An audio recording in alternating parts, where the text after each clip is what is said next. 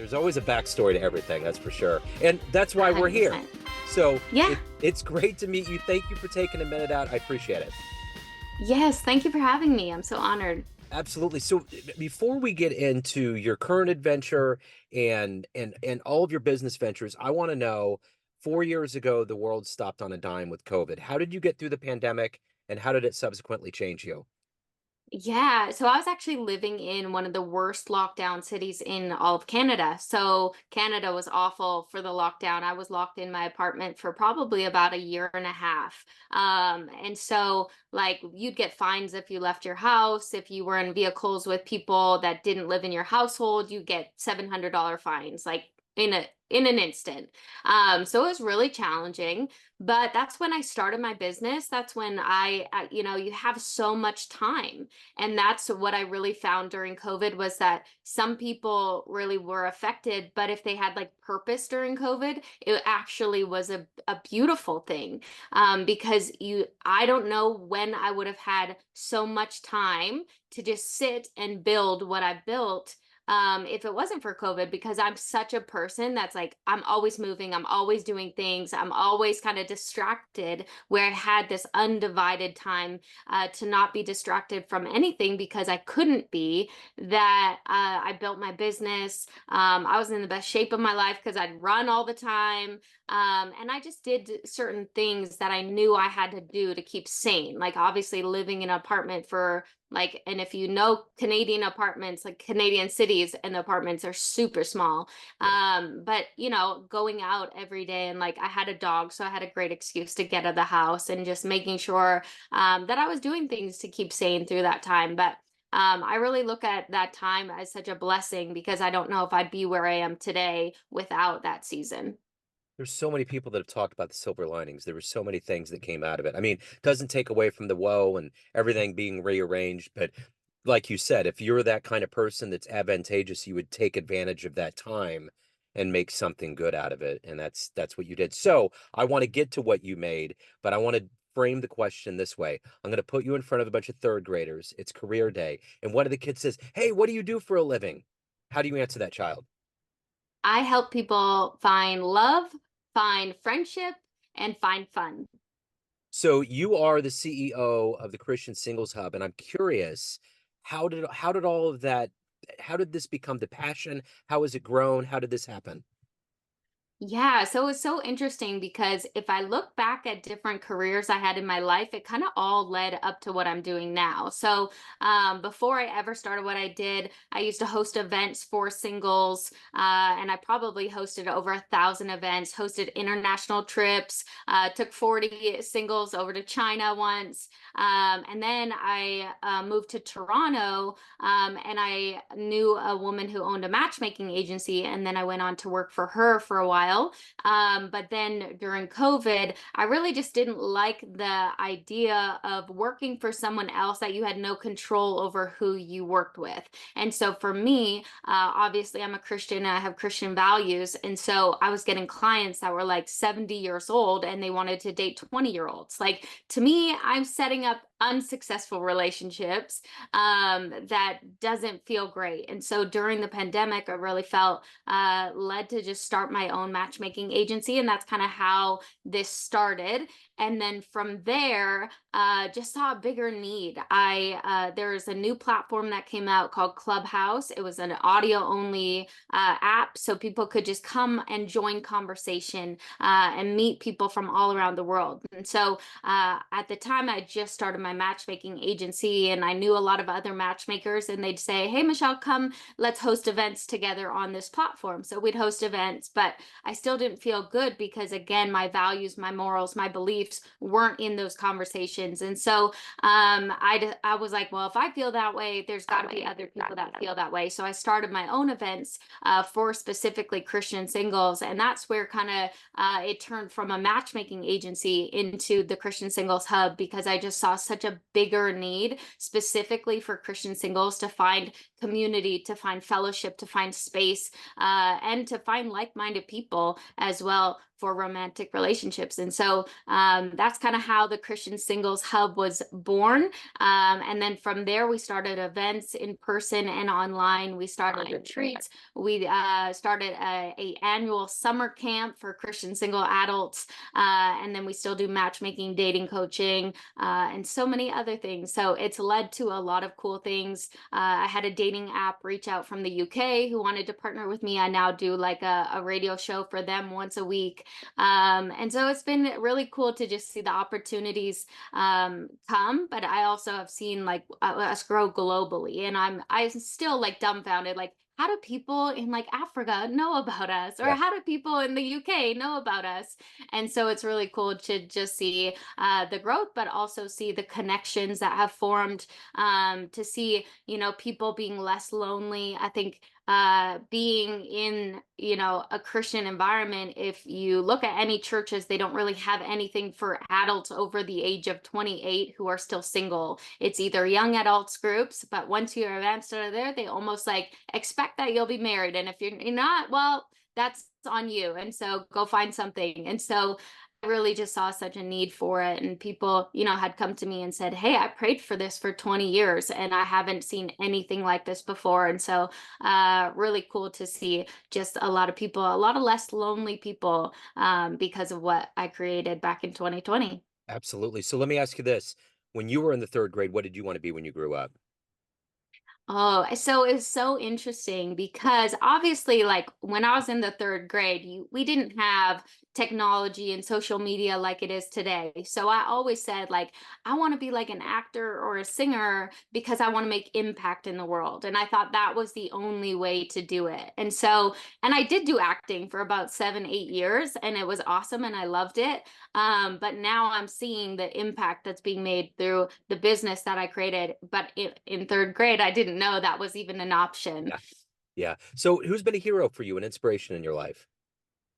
Oh man, I think just people I've met along the way. Like I just remember, so I grew up in a Christian household, but it was very legalistic. It was very much like, oh, if you're a Christian, this is just A, B, C, and D, what you're supposed to do. But there wasn't a personal relationship with Jesus. And yeah, and I just met some really amazing people along the way. I had a really hard childhood and didn't really see healthy marriages, healthy relationships, and just felt like people got brought into my life that were just like these incredible marriages that I was like, wow, now I know why marriage is beautiful, Yeah. because before that I wouldn't have known. And so I think my heroes are just the people I've met along the way that have just truly loved me where I was at, didn't try to like force me to become something I wasn't, or even force their beliefs on me back when I wasn't, when I had walked away from my faith for a long time, but really just truly like listened to me, sat down at tables and listened and had conversation and poured into me and loved me so well. And I owe everything to those people, because without them, I definitely wouldn't be where I am today. So you created a very successful tech platform. What's another tech platform that's out there that you admire, that you look up to? I think anything that just offers like community spaces. I mentioned a dating app that I am partnered with in the UK, and I love that like they created a space that yes, you can go on and meet people, but they also do these things called table talks where you could come on and have that educational content. You can listen to experts in their fields, you can meet other people, but actually get to see like their heart posture. I think that like we've grown so much in technology in such good and bad ways where, I just see even the dating culture, and it's such a swipe right, swipe left mentality. Everybody's disposable, which it's unfortunate, because if you actually scientifically it's proven that the more choices you have, you don't actually make any choices at all. So a lot of people are not getting married even though they want it, just because the way dating culture is.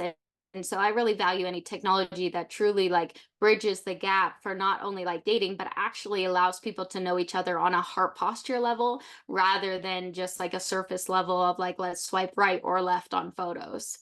So if you can meet one person alive on the planet right now that you find fascinating, who would that be? Who would you love to meet and talk to? Oh man. So many people come to mind. I've actually been reading a lot of books from Bill Johnson and Randy Clark. They're out of Bethel Ministries in Redding, California, and they're just incredible. And the experiences that they've had in their faith are just amazing. So I'd love to just like sit down and hear their stories and have conversation with them. So, what's your motivation every day to get up, to do the good work that you do, to help people, and to evolve as a human? What is that for you? Yeah, I think that, when you're just called on a mission and you have a purpose on your life, you want to fulfill that purpose. For me, like, back like I mentioned, I'm on this US tour right now with my husband, and it's been beautiful just to see God show up every day as we're setting forth. And so for me, it's just obedience to God and the work that He's called me to do has just inspired me, motivated me, and made me like continue on the journey, even though, entrepreneurship is very hard, business is very hard. What I do is very hard. People have a lot of emotions when it comes to dating and relationships and singleness. And so, yeah, I think it's just obedience to God and knowing He's called me for something bigger than myself. So, you're leading a lot of people to love, a lot of relationships. What's one of your favorite success stories?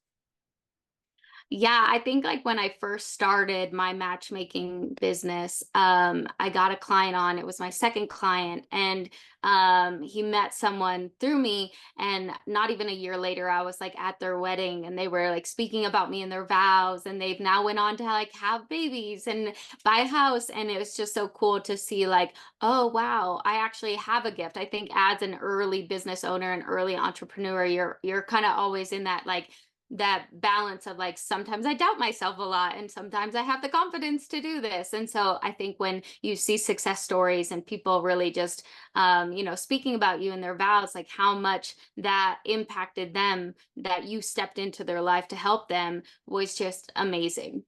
You've had to take in a lot of wisdom in your life, I'm sure. What's the best piece of advice you've ever gotten? Oh, that's a good question. Um, I don't know if I've necessarily like would have a quote unquote like best piece of advice, but one of the Bible verses I really cling to that Jesus talked about to his disciples is like, you may not know what I'm doing now, but someday you will. And so I hold on to that because honestly, like I don't sometimes I wake up and I'm like, I don't know what I'm doing. I don't know, where I'm at or where I'm going, but just knowing too that like even when you walk through hard moments and hard times, it's like I don't know the full story, I don't know the full picture. All I know is the moment that I'm standing in right now, and so I can kind of take my emotions out of it and say, okay, just surrender to the bigger picture than what I currently see. So, if you had a dream tonight, ran into the 18-year-old version of you, and you could give that young version of you a piece of advice based on the wisdom you've gained in your life so far, what advice would you give that young version of you? Oh man, like 18, that was a hard time for sure. I would say to find Jesus. I think at that time I was so confused in who I was, my identity, and I was so hurt from the church as well. Like at that time I had a lot of bad experiences as a young adult and like trying to figure out who I was, and a lot of people kind of wrote me off, but just to like not give up, to find Jesus, and you'll find your identity and your purpose and who you are once you do that.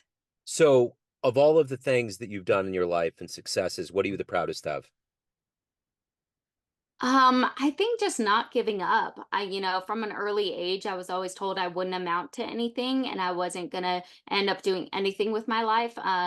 Little backstory, like with my family, I was told, so everyone in my family had babies at like 15 and 16 years old. And so I was just told that's all I was gonna amount to and to not even try.